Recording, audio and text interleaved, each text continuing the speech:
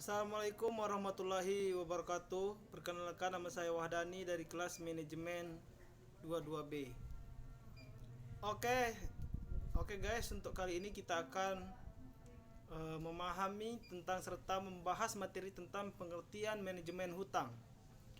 Manajemen hutang adalah proses mengelola kewajiban keuangan atau perusahaan atau individu dengan cara yang efisien dan bertanggung jawab.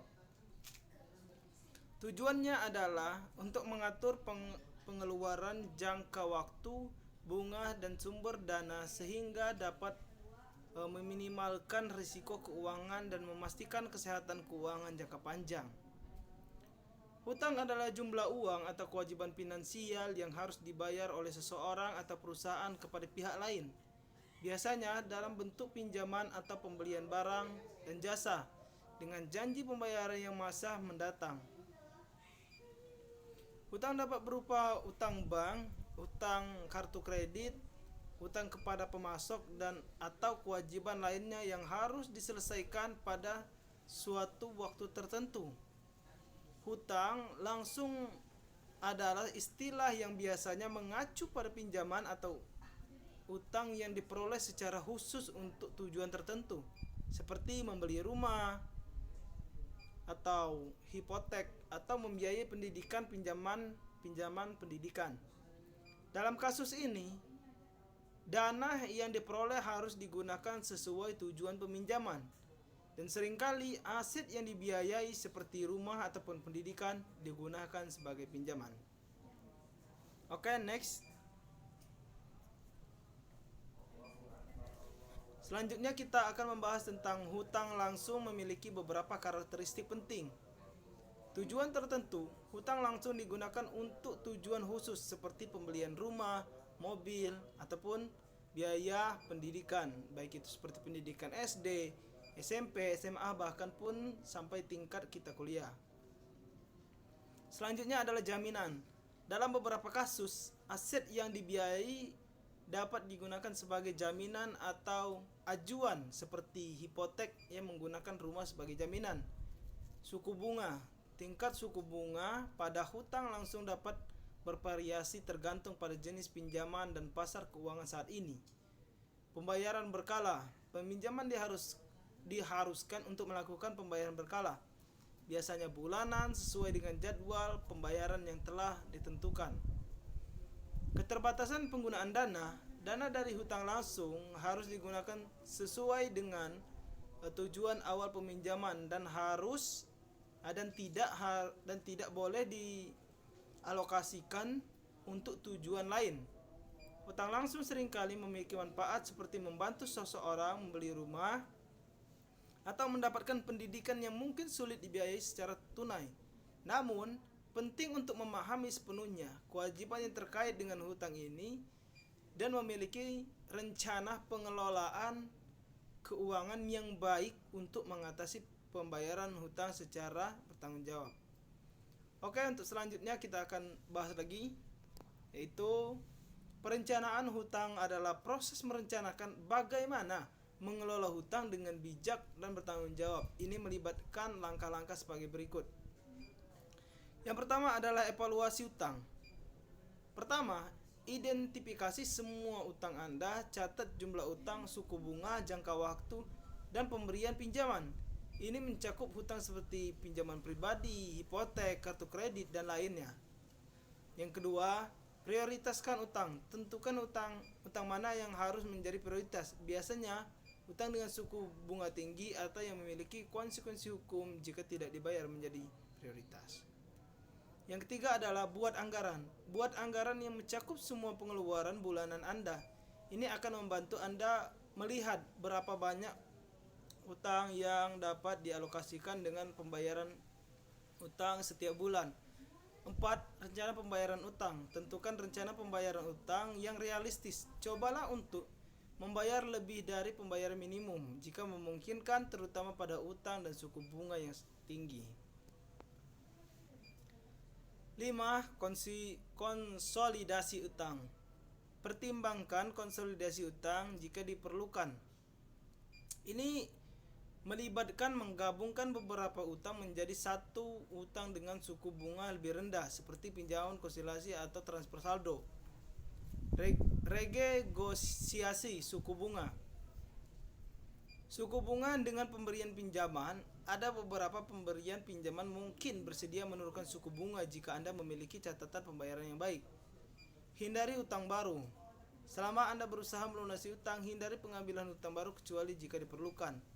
Hemat pengeluaran. Temukan cara untuk menghemat pengeluaran sehari-hari dapat mengalokasikan lebih banyak uang untuk membayar hutang. 9 adalah pertimbangan penyimpanan darurat. Selalu ada kemungkinan keadaan darurat. Pertimbangkan untuk membangun dana darurat agar tidak terpaksa mengambil utang tambahan dalam situasi darurat. Next.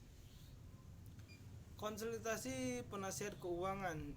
Jika utang Anda sangat kompleks atau Anda merasa kesulitan mengelola utang, pertimbangkan untuk berkonsultasi dengan penasihat keuangan atau konsultasi keuangan yang berpengalaman.